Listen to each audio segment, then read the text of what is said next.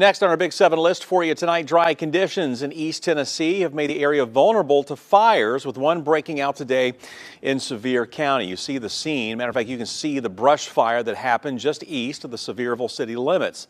According to the city, the fire burned around 30 to 40 acres of sagebrush near the ETSU satellite campus. As of right now, the fire is 100% contained, and fire crews are on standby should the fire reignite. Now, the recent dry conditions have forced Knox County to take precautions. The county has once again banned open burns. Rural Metro Fire says county officials making the call because, as we just saw in Sevier County, fires can spread quickly. If you live outside the county and are not sure if your area has an active burn ban right now, be sure to check in with your local fire department before starting any fires. Well, moving along with our Big 7 list for you, more than 5 months after Helene damaged a railway bridge in Newport, construction is underway to replace it. Norfolk Southern has tracks across the U.S., but the line that runs between Salisbury, North Carolina and Morristown sustained the most damage in September's storm.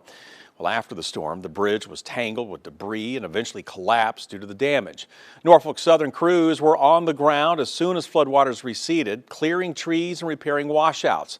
They were later able to determine that most of the bridge would need to be replaced. Crews are now in the midst of installing 3 new pieces weighing 285,000 pounds each. But the bridge is just one part of this restoration project. From Newport west of here, that part of the track has been restored already. This bridge replacement that we're doing today is kind of critical for us to be able to finish the restoration work that we have going on. That's projected to take through the end of the month between here in Newport and the Asheville area over east of Asheville over to about Grovestone. Yeah, a few businesses in East Tennessee receive supplies through the railway, so the replacement bridge also means restoring that service.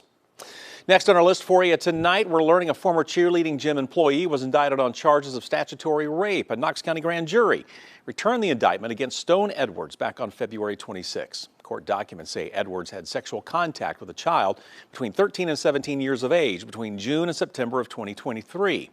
The owner of Diamond's All-Stars Cheerleading and Tumbling wrote that they were aware of the charges, and as soon as they learned of them, Diamond say that they immediately reported Edwards to the U.S. All-Star Federation. They say Edwards' role was limited and he has not been involved with the program since September 23.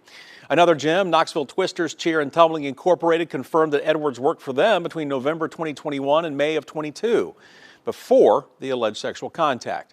Now, the gym says it has had no contact with Edwards since his last day of employment with them. Big cuts being made in our next story for you tonight. 2 programs have been canceled by the U.S. Department of Agriculture that allowed schools and local food pantries to buy fresh produce from local farms. The 2 programs were Local Food for Schools and the Local Food Purchase Cooperative Agreement.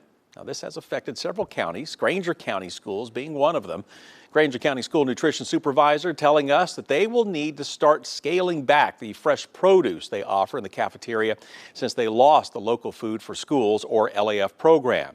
We're told last year the county was awarded $75,000 to purchase locally grown fruits and vegetables to serve to their students. Not only did that help them meet the USDA school lunch nutritional standards, but it also created a sense of pride and ownership in the community. And with a number of farms located in Granger County, the program helped the school tremendously.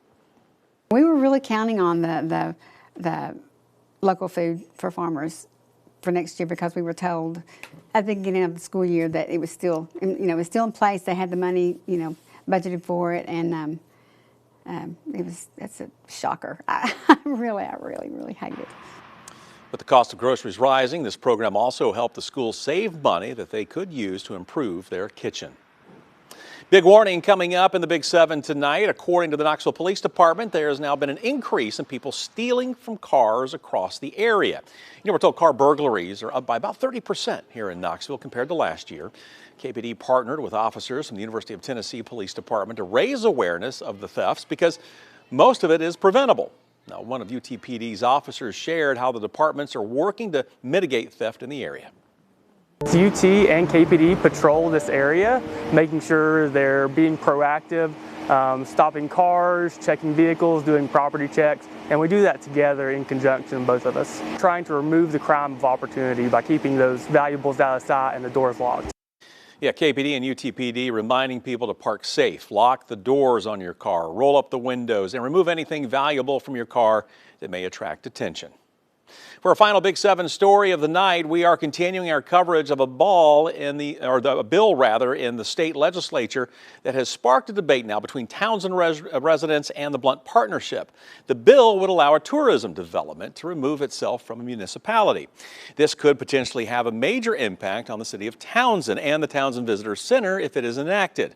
One big area of concern for Townsend residents is if the Townsend Visitor Center is pulled from the city's jurisdiction, all the sales tax collected from events would go to Blount County. The citizens of Townsend do not want this de-annexation. They do not want this big brother overreach to come in and take over and decide for them what's appropriate for their weekends or weeks with unlimited number of festivals. Now, we do want to point out, as we have, that the Townsend typically holds events about 18 days a year. Jeff Muir with the Blunt Partnership supports the bill. He previously told 6 News that de-annexing the Visitor Center could prevent any future court proceedings over permits. The DOGE effect is being felt in East Tennessee. The agency has terminated leases for 2 buildings right here in Knoxville. We're told the cost-cutting agency has canceled the annual lease on the IRS National Office Building and the Mine Safety Administration Building. It says these moves will save the government over $318,000. Now, as we have reported, the new department led by President Trump and Elon Musk is making cuts across the nation. So far, DOGE says it has saved approximately $105 billion.